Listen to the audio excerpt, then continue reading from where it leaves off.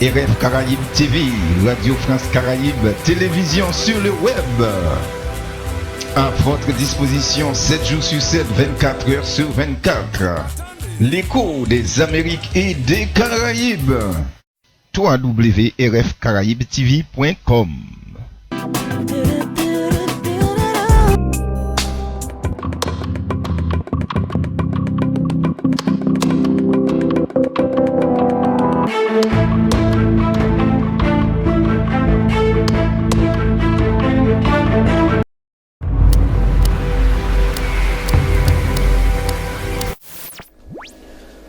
Bonjour à tous et à toutes, voici le journal de la semaine en provenance d'Haïti, présenté par Louis Madina sur radiofrancecaraïbes.com et RF Caraïbes TV.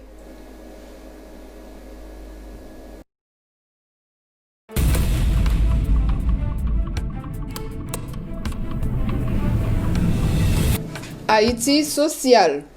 Commémoration des 213 ans de la bataille de Vertières. Ce vendredi 18 novembre, le président de la République Joslerme Privert, accompagné du Premier ministre Ernest Jean-Charles, des membres du gouvernement et des représentants du corps diplomatique et consulaire, a déposé une offrande florale au musée du Panthéon national Mupana pour honorer nos héros de la patrie à l'occasion de la commémoration des 213 ans de la bataille de Vertières. Avant de recevoir les honneurs militaires, le chef de l'État en a profité pour faire une visite guidée dans les différentes expositions traduisant les étapes historiques qui ont conduit à l'épopée de 1804. La cérémonie solennelle a été suivie d'une parade militaire du fanfare du Palais national au Champ de Mars.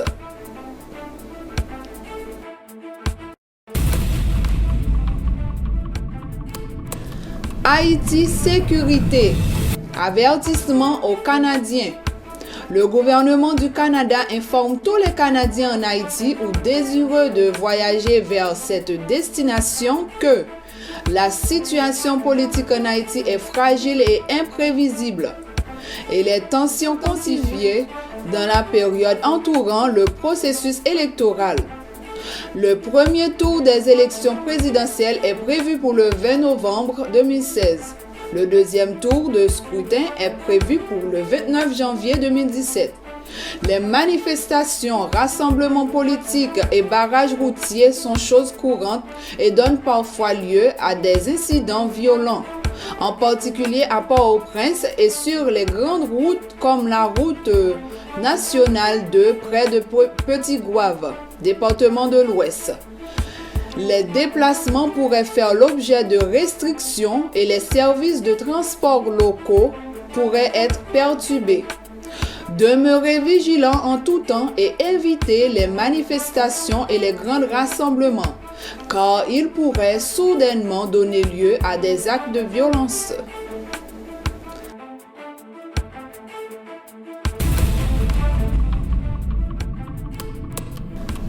Haïti politique. L'International invite le peuple haïtien à exercer son droit de vote. Sandra Honoré, la représentante spéciale du secrétaire général des Nations Unies et les autres membres du corps groupe, les ambassadeurs du Brésil, du Canada, de la France, de l'Espagne, des États-Unis d'Amérique, de l'Union européenne et les représentants spéciaux de l'Organisation des États américains prennent note des mesures prises par les autorités nationales pour la tenue d'élections pacifiques, inclusives et transparentes le 20 novembre prochain malgré les défis qui ont suivi le passage de l'ouragan Matthew. Le vote de dimanche marquera une étape cruciale vers le retour à l'ordre constitutionnel pour la consolidation de la stabilité et de la démocratie. En dépit de quelques incidents isolés de violence, le corps groupe est encouragé par le déroulement généralement pacifique de la campagne électorale et souligne l'importance de prendre toutes les mesures nécessaires pour prévenir la violence et l'intimidation le jour du scrutin et sanctionner tout ce qui pourrait en être responsable. Le Core Group espère que tous les acteurs continueront à apporter leurs contributions constructives pour assurer un climat serein qui permette à tous les citoyens de choisir librement leurs représentants politiques.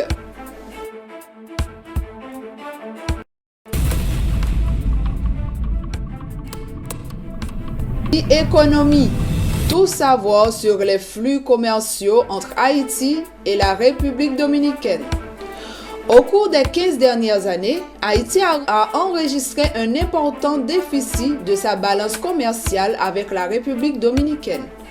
Estimé en 2014, produits agricoles, agroalimentaires s'élèvent à 520 millions de dollars, 37% produits textiles, vêtements s'élèvent à 442 millions, 31%, et produits divers pour 461 millions, 32%, pour un total de 1,419 milliards.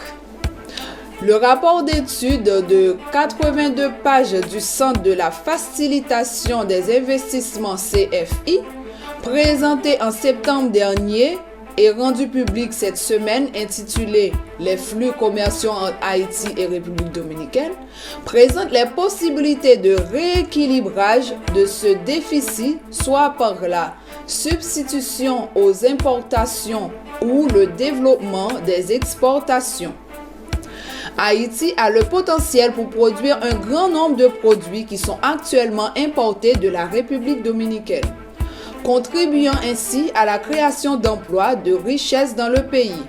Parallèlement, les importations de marchandises de la République dominicaine en 2014 sont évaluées à plus de 17 milliards de dollars, ce qui constitue un énorme marché exploité par Haïti.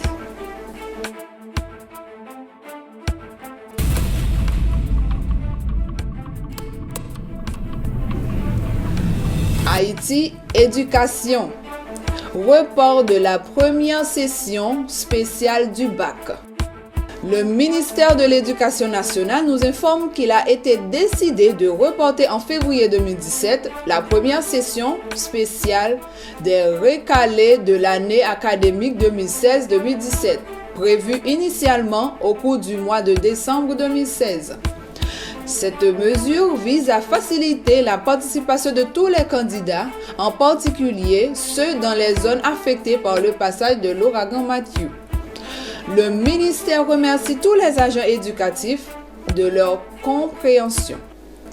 Une note viendra préciser sous peu la date exacte de la tenue de cette session du bac permanent en février prochain.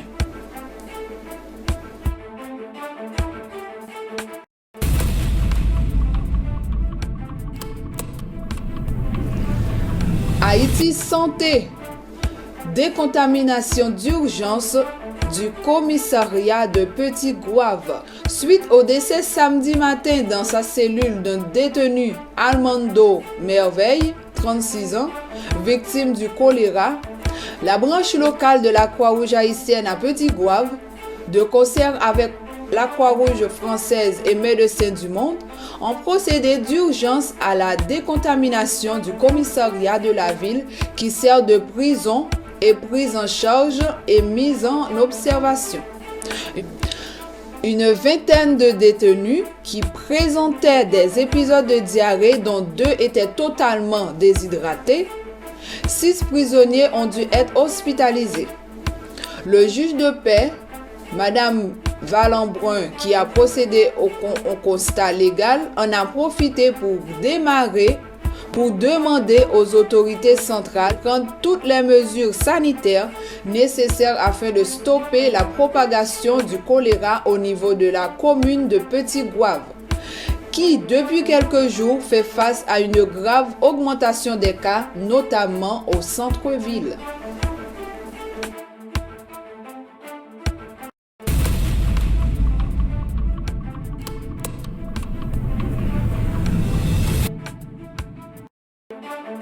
Haïti, tourisme.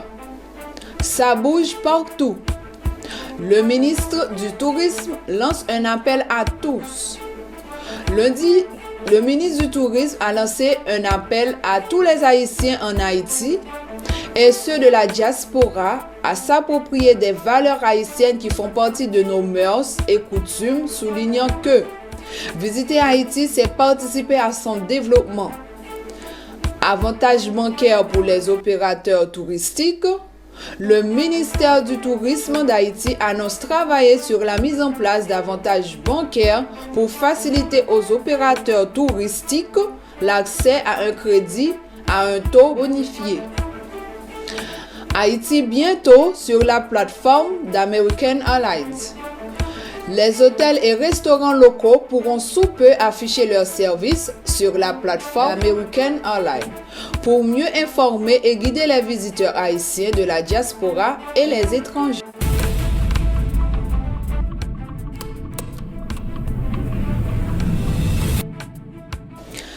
Haïti Justice. Danton Léger ne pourra pas auditionner Jean-Bertrand Aristide. Suite à la demande du commissaire du gouvernement Jean Danton Léger de mettre à disposition l'ancien président Aristide pour faire la lumière sur ses propos qualifiés d'incitation à la violence, le sénateur Jean-Renel Senatus, ancien chef du parquet de Port-au-Prince et président de la commission justice, Sécurité et Défense nationale du Sénat, a vivement réagi dans une lettre adressée au ministre de Justice Camille Junior-Edouard pour faire pression et éviter que ne se produisent des incidents regrettables avant les élections. Extrait de la correspondance de Senatus au ministre. La commission s'empresse de solliciter votre urgente intervention auprès des parquets de la République en vue de l'adoption de mesures tendant à favoriser la paix et la tranquillité. En effet, Monsieur le ministre, il est donné ce matin à la commission de lire une correspondance adressée par le commissaire du gouvernement du Port-au-Prince à son homologue près le tribunal de première instance de la Croix des Bouquets, demandant à ce dernier de mettre à sa disposition l'ex-président Jean-Bertrand Aristide en date du 16 novembre 2016.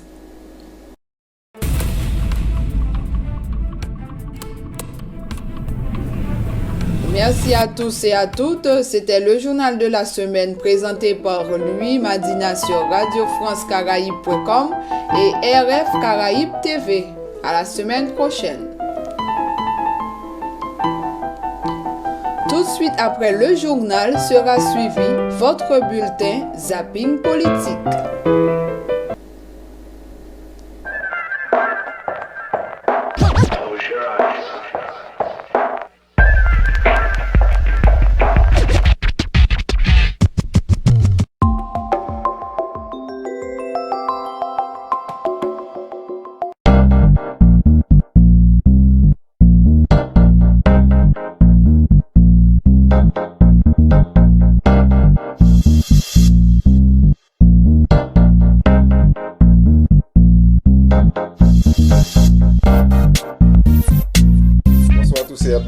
Voici le zapping politique. Le sénateur Jean-Renel Senatus informe que dimanche de 6h AM à 6h PM, un numéro de téléphone, le 144, est mis à la disposition du public par le Sénat pour recevoir toutes les dénonciations d'actes capable de nuire au bon déroulement du scrutin, ce qui facilitera l'intervention des autorités, affirme Senatus.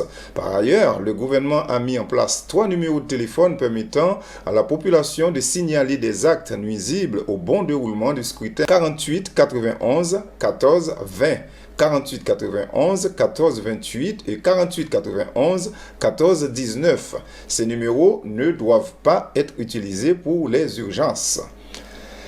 Numéro pour les secours d'urgence. La Croix-Rouge haïtienne informe la population générale que les numéros de téléphone suivis seront les numéros de téléphone suivants seront disponibles en cas de besoin pour les secours durant la journée électorale. Service ambulancier de la Croix-Rouge, 118 et 509 33 96 60 35. Centre de transfusion sanguine, 509 33 96 60 29.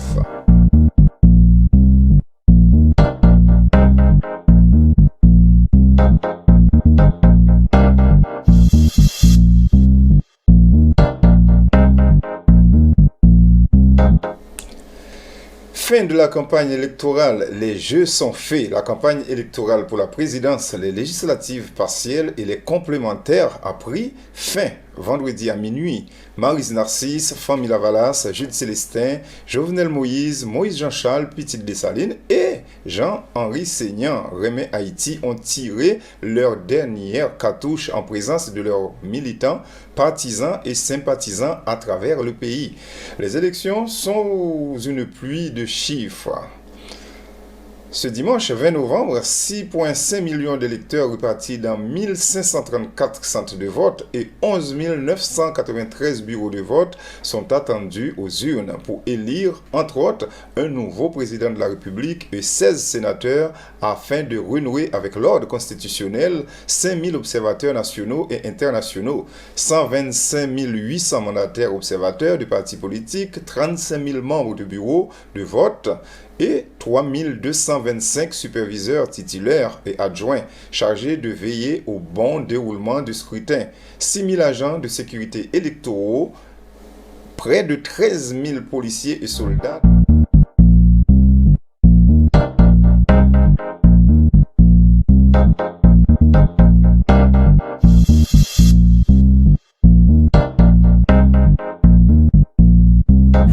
RF Caraïbes TV, Radio France Caraïbes, télévision sur le web. À votre disposition 7 jours sur 7, 24 heures sur 24. L'écho des Amériques et des Caraïbes. www.rfcaraïbetv.com